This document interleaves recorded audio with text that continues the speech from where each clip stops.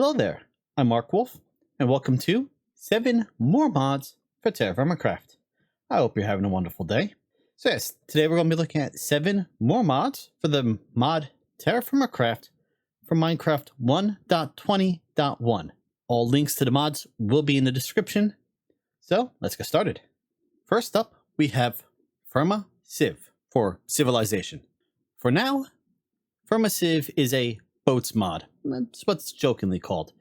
It does have larger plans than just boats.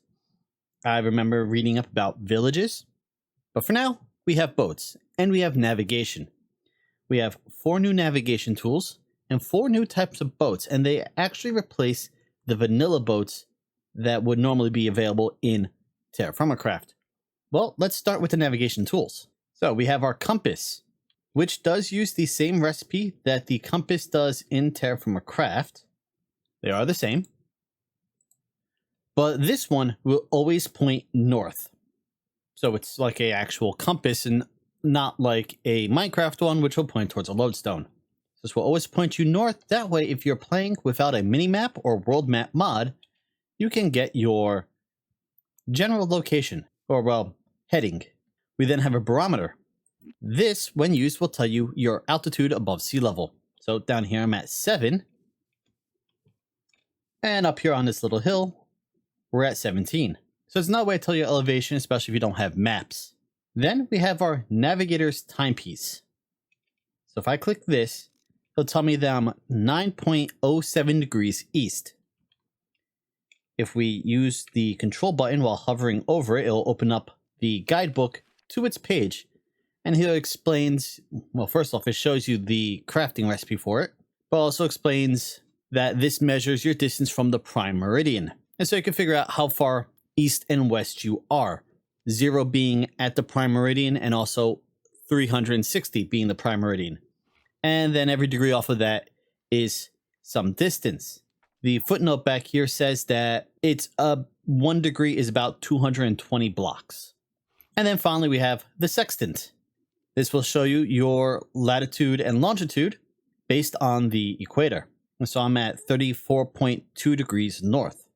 Just like the navigator's timepiece, you can open up the book. It'll show you the crafting recipe for it. And again, it explains 0 degrees being the equator, 90 degrees being either the north or south pole. Obviously dependent on whether you're 90 degrees north or 90 degrees south. And in TerraFirmaCraft, 00 is about 45 degrees north. So to reach the North Pole, you need to travel to plus 10,000.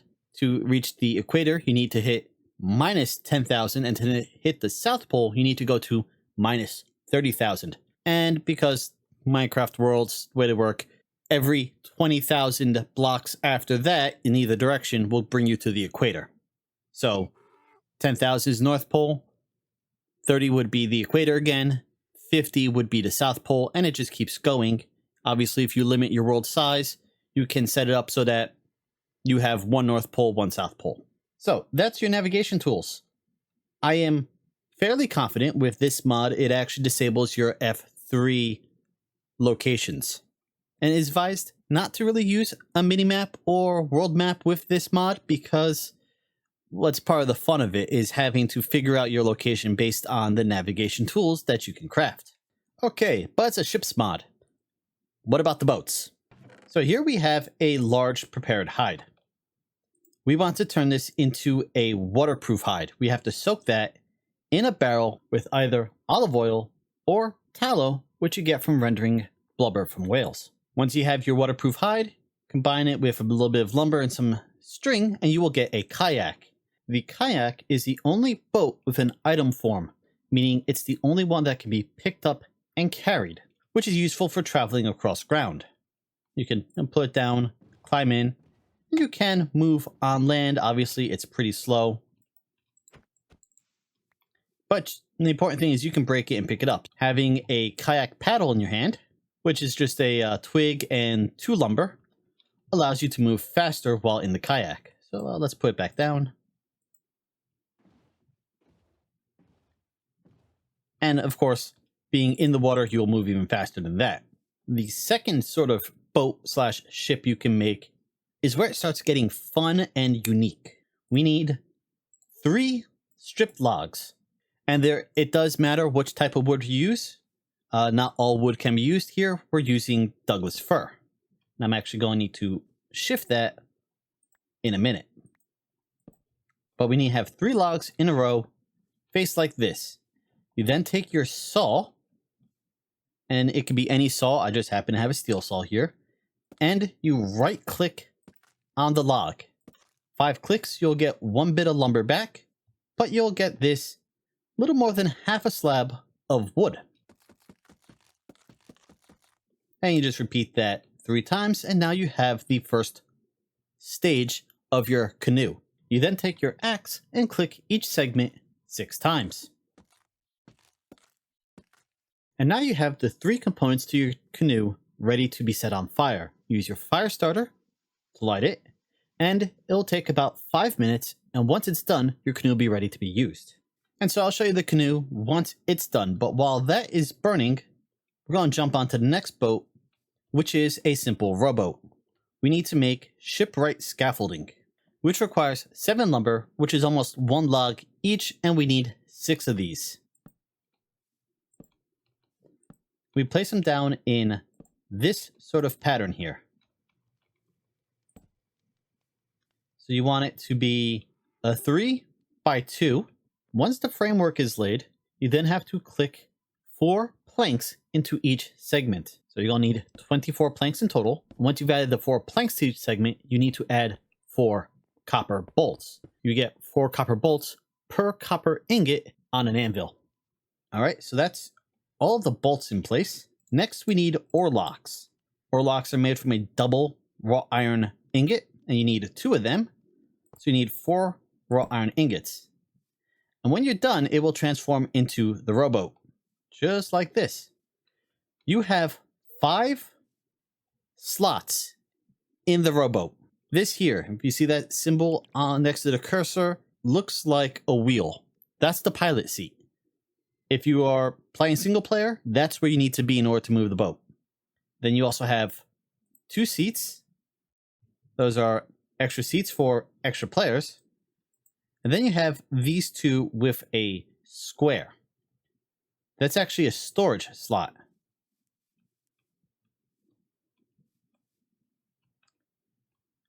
Well, I didn't mean that to happen, but that shows you can actually store animals in your boat. The goose climbed in it on its own, and there's shift left shift right click to eject the animal. So if I wanted to, I can go over here and grab my mule, bring him over to the boat,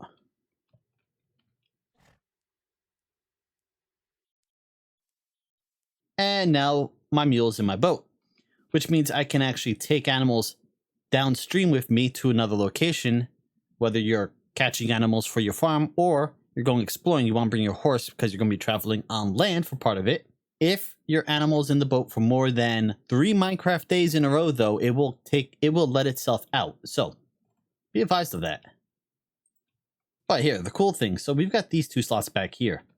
You can put a chest, a crafting table, anvil, number of different things, and they're usable. So you can store items in the chest while you're exploring. And our burnt out canoe is now done. So let's grab our canoe paddle, and I will show you the rowboat in a moment. It's got the same sort of thing. You have a lead section here, so you can actually tie it up to a fence post so it doesn't float downstream. You can do the same right there, the cleat on the front of the rowboat. So again, you can tie it to a post. It will not float downstream on you. This has 1 seat, and then the pilot seat.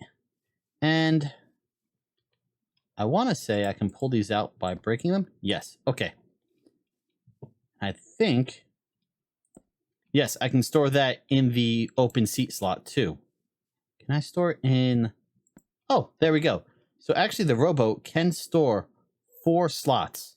Just 2 are dedicated for items, and then 2 can be either people or items. You can store stuff in the pilot seat, but if you do, obviously you can't pilot it. So there we go. Now we have our canoe. We can take it on land if we want to. It is slower, again, without the paddle. Pull out the paddle, it goes a bit faster. And we're going to go into the water for a moment. It does not appear to take damage on land. I don't know if that will change in the future. But the boats can take damage, and when they take damage... You see, we move pretty fast here, but we are being pushed downstream. When they do take damage, they will start to develop cracks, especially when they reach about 90% damage. When they reach 100% damage, they get destroyed. You can repair them by using the same wood you used to craft it. Now, here's the important thing. I told you the kayak can be picked up. These cannot. So if you don't have it hitched, it will float downstream, and if you try picking it up... I can't even hit it right now.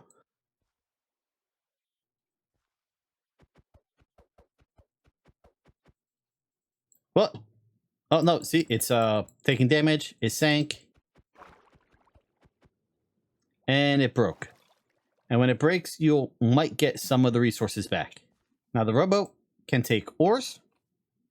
You need to right-click onto the ship with the oars, and then you mount. Now, the rowboat, you actually ride it backwards. So you might have to go into F5 to actually get a good view of where you're going.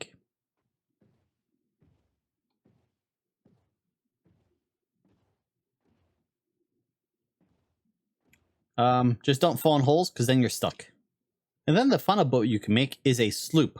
The sloop takes a lot of resources. 12 steel ingots, 24 copper, 648 lumber, 34 logs, 24 wool cloth, 6 strings, 72 jute. It does allow you to visualize what it will look like. So I can click this, go out of this here, I can place it down. And then you can see where you need to put blocks to build it properly. So you get sort of a builder's guide to it. Unlike the rowboat, you do need these flat shipwright scaffolding, which is, you get 2 for 2 shipwright scaffolding. So it's a equal conversion over. And just like the rowboat, each scaffolding takes 4 planks and 4 copper bolts. There are 24 scaffolding on the sloop, so that's going to require 96 of each planks. And bolts, they need to be the same type of plank. And then we need to add 4 cleats to the ship. Thankfully, if you make a mistake, you can actually pick them up. You just need your pick. Once we've laid out the hull, we then have to add the keel, which takes stripped logs. And then the deck, which takes more planks. And then we need stripped logs for the bowsprit, the mainmast, the boom, and then you can attach the mainsail, which has to be a medium-sized sail, and the jib sail, which is a small sail.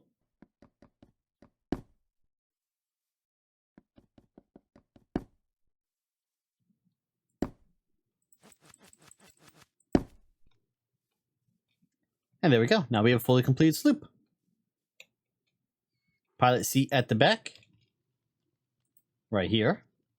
So once you're in the ship, you get this icon. You can see it above my hammer.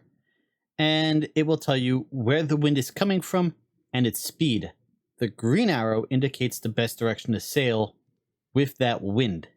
I don't think I'm going to be able to move because I built it on ground. But there you can at least see how to build the sloop. If I was to build this a second time, I would build a cradle over the water, build it on top of that, and then mine out the cradle when I'm done, and the boat will fall into the water. And then you could always lower the anchor so that the ship does not float downstream on you, or you can use one of the cleats to tie it to the shore, or you do both.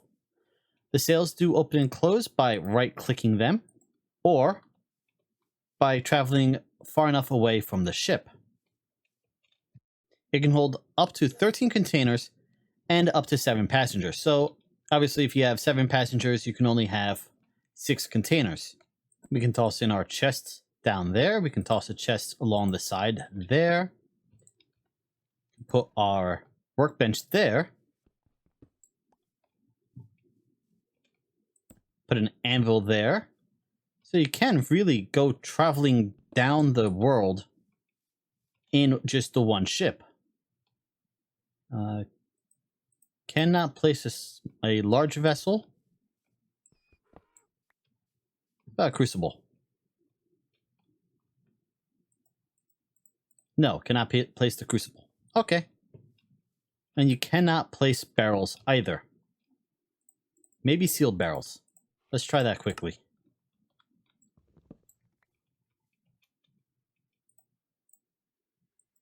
No. Okay, so you can't place barrels at all. But there you go.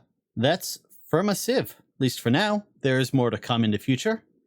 But, that's a pretty cool looking ship, isn't it? As you've possibly noticed, above my XP bar, there's a up arrow right now. If I shift, you will see... Let's get a slightly better location so you can read it better. We have a water droplet and temperature. That is my temperature because we're playing with Ambiental, which adds body temperature and whether you are indoors and insulation. First hat you can make is a straw hat. Protects against direct sunlight, offers a bit of insulation. If we put that on, we start to cool down. If you are too hot, you will burn through water faster. If you are too cold, you will burn through hunger faster. And so it actually affects your food and water needs.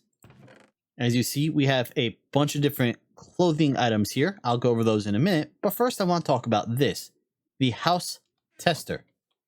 So, right click with this, it'll tell you whether you're inside or outside. We jump into our greenhouse here. We are inside, and so we'll be insulated. As you can see, my temperature is dropping even further. Go back outside, temperature goes up. Now, this house is outside, and that's because of the Firma Life ovens and chimneys. Those haven't been adjusted yet, or haven't been accounted for yet. So, if I remove those quickly, and we replace that, now we're inside. Now we're insulated again. And actually, we're going to be cooling down quite a bit. There is a safe temperature range. It is shown on the mod page, but essentially you want to keep your body temperature between 15 and 30 degrees Celsius. And that's where the clothing comes in. So we have burlap clothing, which helps cool you down and insulates you. We have silk, which is a more efficient way of cooling you down. We then have wool, which is very good at warming you up. And then we have insulated leather, which is not nearly as good at warming up as the wool, although I haven't noticed any armor difference. Yeah, we don't get an armor difference wearing the leather armor, but it does look rather cool. If we toss on all the silk clothes here, our temperature drops, but it's not as good. Put the hat on, and actually that brings the temperature up a bit more. And it takes durability damage based on wear. So while you're out exploring, you might want to actually make sure you're wearing insulating clothing. The recipes are rather simple. Burlap clothing being made out of burlap cloth, which you get from jute fibers on the loom. And it is same recipe as vanilla armor, so it's going to require 24 bits of cloth for each of the different clothing types. Wool taking wool, silk taking silk, which of course is made with string on a loom. Wool is made with wool yarn on a loom. And then the insulated leather is leather armor plus string or wool. You can also make an apron out of a leather crafting recipe, and this will help insulate you when you're working with forges, because there's also proximity heat. If you are close to a fire, a forge, a oven, a fireplace, a pit kiln, it will heat you up. So having the leather apron will help insulate you against that heat. Your temperature won't rise as fast. So for the next one, we're going to want to put our apron on. Oh, little tip for Ambiental. If you get too hot, jump in some water and it'll cool you down. It's a good way to cool off in an emergency. But I wouldn't recommend doing that during the winter because your temperature will drop too low. And then you'll have the other issue. And the next mod we're going to be looking at is casting with channels. This mod adds 2 new items, your mold table and your casting channel. These are made with fire clay, and the recipes are, well, for the channels, they're actually the same as bowls, but with the fire clay, and the mold is a square. So, like other clay recipes, you need 5 clay balls to make each craft.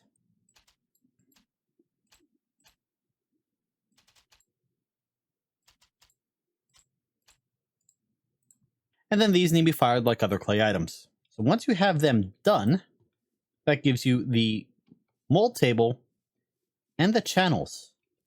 Now the cool thing about these is you can actually chain the channels together. So if I take this, I can take one there, and I can build a path that the molds, well, the ingots will follow as they cast. So let's play with this a little bit. If I throw some coal in here and some copper in here, you can melt down the copper, and then using the mold, the casting channel, will cast out a mold. We'll use a copper ingot mold, and that just slots right into the channel. You add it by right-clicking, and you can remove it by shift right-clicking. And as you probably noticed, this is over a hopper, because this actually allows you to automate it. And I'm going to remove this one for the time being. When your copper melts, right-click the channel, and it will start to cast out the ingot. Once it's finished filling whatever ingots are connected, it will stop pouring. So here we have the one ingot is still too hot. Once the temperature drops and it solidifies, it will automatically be pulled out by the hopper and fed into the chest. You can also hook up redstone to this. I have not tested it, but it does send out redstone signals. And there we go. It pulled the ingot out as soon as it solidified and put it in the chest. Now the cool thing is you can actually have multiple molds along the casting channels. And if we give these, let's remove that one. And that. Put that back and click that. It will pour out and fill all the molds.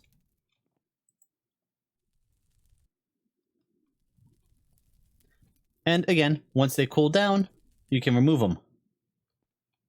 Looks like you can stand on them safely. I wouldn't recommend it, but you could. No damage. A crucible can hold 4 buckets of your metal. And 4 buckets equates to 40 ingots. So you can have a chain of channels and molds equaling out to 40 and cast an entire crucible in one go. Or you can do what I did here. Oh, you know, I just had an idea. Let's grab this. Let's remelt these. Make sure that has coal. If we put this back, this can take a redstone signal. So if I go into creative quickly, grab a comparator. Do I want a comparator or I just want redstone? Okay, so this is a less efficient way of doing it. I'm sure the redstone's not that great. But as you can see, so we have the comparator. When the mold is full, the comparator is outputting. Once the mold cools down, and it will deposit the ingot into the chest, the comparator will turn off, the redstone torch will turn on, that will activate the channel, and it will automatically refill the mold. So this way you can automate your mold setup. Just like that.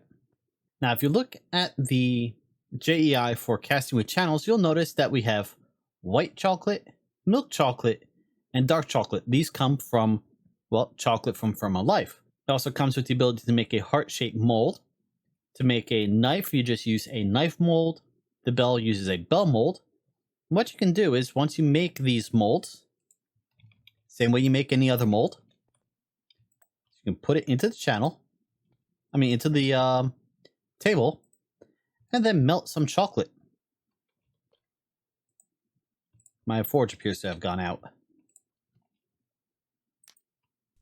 You can then cast out chocolate hearts. The chocolate can then be combined with fruit, so on and so forth, to give you, well, chocolate with nutrition values, or can be soaked in alcohols, and that will give it potion effects. Okay, and a milk chocolate heart alone gives you some dairy and some grain. Oh, looks like one of our chocolate hearts is done. So this is the whiskey-filled one. And they're supposed to give potion effects when eaten. Alright, so whiskey gives me haste. That's pretty cool. This heart we soaked in vodka, which is a strong liquor, gives us resistance. And the one soaked in cider, which is sweet liquor, gives us speed. Okay, so whiskey is haste, vodka is resistance, and cider is speed. That's pretty cool. I don't know if soaking the bell, the knife, or any of those other things will also give you buffs. I imagine they will. I'll let you experiment to figure out which is which. And the next mod is actually a rather simple one, and that is the Barrels 2012 mod. We have these 5 items, and I actually have a 6th one right here in my inventory. And you can carry all of these on your back. So if we pick up our bronze anvil here, we can go into our curio slot and place it on our back. This allows us to carry the anvil. You can carry 2 anvils by doing this. Now, normally, if you carry 2 anvils, you get the exhausted and overburdened modifiers, and you cannot move. By having one on your back, you're still going to be exhausted, but you can move around. So that's a good way to actually be able to move around multiple heavy items. That also goes for barrels, especially sealed barrels. Normally, you carry 2 sealed barrels, and you get overburdened again. Can't move. Stick one on your back, and now you can move again. I found this really useful when I was out getting, say, salt water from the ocean. You put the barrels on your back. Well, you put one on your back, you carry the other one in your inventory. You can now carry 20 liters of water, whereas before you'd only be able to do 10. Do the same with a large vessel. Make sure it's sealed first. And this actually makes a very good early game backpack. Extra inventory storage, since early game inventory is a really big deal. Carry it on your back. Go around. Crucible. Same deal. Wear the crucible on your back. It's useful if you want to move around your forge system. I am fairly certain you can move the crucible with fluid in it. I mean, I know you can pick it up with fluid in it, so you can carry it around with fluid in it. I don't know why you would, but you could. Of course, we have our lantern here. This is useful. If you have dynamic lighting, it actually lights up on your back. So if we go into our house here, and actually let's go all the way down to our cellar. I mean, you can see the light following me as I go. Go in here, remove that light, and it's still lit up in here because the light source is on our back. Quite useful for caving if you don't have, well, one of the backpack mods installed. Now, you can also put a powder keg on your back, but this has a bit of an issue. Okay, so we've traveled across the water, so I don't have to worry about this wrecking anything.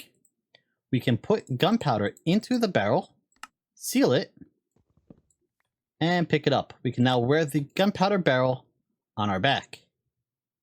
But, well,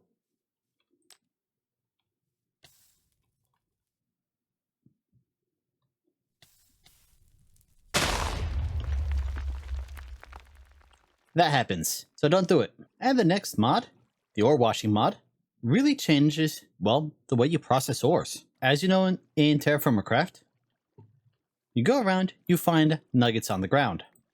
You pick these up. It's indicative of an ore deposit underneath you, and they have a value that you can melt them for. This here is 5 millibuckets of copper. So you would need 20 of these small native copper in order to make 1 ingot. If you find, say, a rich bit of native copper deposit and you mine it, you'll get a rich native copper. But you notice this doesn't have a millibucket value like the small native copper does. The small native copper, the small bits that you find on the surface, will always have a value. The poor, normal, and rich, which you get from actually mining, do not. That's where ore washing comes in. So we need a sluice, which is a fairly simple recipe. This is the same recipe it is in regular TerraFirmaCraft, and you have to set it up the same way you do in TerraFirmaCraft. All right, and to place the sluice, you need a open block at the base, and the sluice needs to be placed so that the last block of water terminates right before the sluice. And so now you see water running down it. The sluice is working. In TerraFirmaCraft, what you do is you'll take, say, your native copper deposit, toss it in, and it will fill up, and it will wash out the copper down to the bottom. And here we go. We're picking up copper, small copper deposits. And that's really the only use for this sluice in TerraFirmaCraft without ore washing. If you'd watched my TerraFirmaCraft series, I did lament that there's not really much use for a sluice once you actually start finding resources on your own. Well, sure, you could wash gravel fairly quickly, but that's about it. Well, that's where ore washing really excels. So, before we get to that, let's say you're out exploring and you cannot find anything. You can't find any of those surface nuggets. You make your pan, the same pan you make for panning gravel, a native gravel. So like I put that there, I click it, and then I can wash it, and that leaves us with copper, which we can then process down. Or, well, sometimes copper, sometimes junk. With ore washing, you can wash down any gravel, and it has a chance to give you resources. In this case, it gave me flint, but it can also give you powdered copper. The copper powder is the equivalent of a small nugget. There we go. Native copper powder, which is the same as one of these small nuggets. When you have 4 of these, you can combine them into a pellet, which is the equivalent of 20 millibuckets of copper. And you can combine this again into something that's worth 80. And so if you can't find these small copper nuggets on the surface, you can collect gravel and sift it in order to get your first tool started. And you're going to need a copper hammer for the next part. And we've collected this native copper. We can't melt it, and we can't do anything with it on the sluice. What we need to do is put it into our crafting grid with our hammer, and we get these rocky chunks of copper. And the instructions there say wash in a sluice. So we toss these into the water. They fill up the sluice and they get washed. As you see, we got some chunks of copper and we're getting some stones. And we're also getting some dirty piles of copper too. So there is a little more than just the chunks. The dirty piles, when you have 4, can be combined into 1 dirty dust. But now we have these chunks, we can jump over to our quern, fill it up, and start processing it. And that will give us a dirty copper dust. Then you can take your dirty copper dust and do the same thing. Toss it into your sluice and let it wash. And now we have 5 bits of native copper powder, which again we can combine into a pellet and melt that down, or we can just melt down the powder too. And it's going to be the same process for, well, all the different ores. Your copper, bismuth, chrome if you have Firma Life installed, iron, your hematite. And so this, well, it gives you a purpose to having a sluice all game long. It does slow down progression a bit. You can't just mine and toss your mined products directly into a crucible. and melt down, your large, rich nuggets into ingots. You have to wash them, go through this whole process. But yeah, it gives the sluice a reason again, which is pretty cool. The next one is a little weird for me to be pointing out because, well, it's the one I've been working on, and that is the Macaw's mod for TerraFirmaCraft. The idea is going to be all of Macaw's mods combined together into one, with all the recipes adjusted to meet the TerraFirmaCraft wood and stone recipes, and metal recipes when required. So we have Macaw's fences, all of them. Might be easier to show you in creative mode, actually. We have fences like the Acacia Pyramid Gate, or the Douglas Fir Stockade Wall, or Stockade Fence, the Hickory Horse Fence, the White Cedar Picket Fence. Every TerraFirmaCraft wood type is present as a fence. Same goes for all the different bridges. We have, well, the bridge supports. We have bridge stairs. We have the wooden rope bridge. Let's see what else. We've got the regular bridge, the non-rope version. We also have the rail supports, or the rail bridges, which I used quite a bit in my last TerraFirmaCraft series. I actually put all of my crate bridges, all my crate rails on these bridges, especially when I was, well, bridging a river. In addition to fences and bridges, we have all the different Macaw's furniture. We've got desks, bookshelves and cabinets and dressers. We've got countertops. We've got chairs.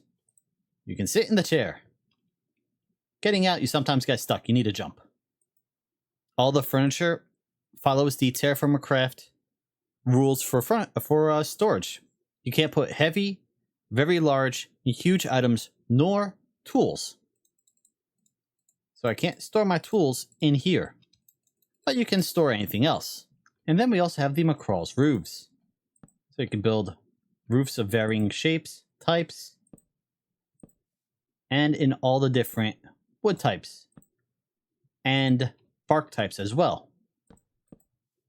And because it felt like being mean to myself, you can also do it with concrete roofs and terracotta roofs, which have special recipes now.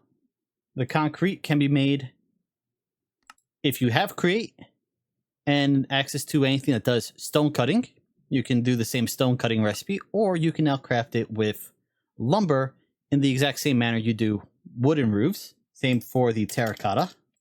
Same recipes as any of the wooden roofs.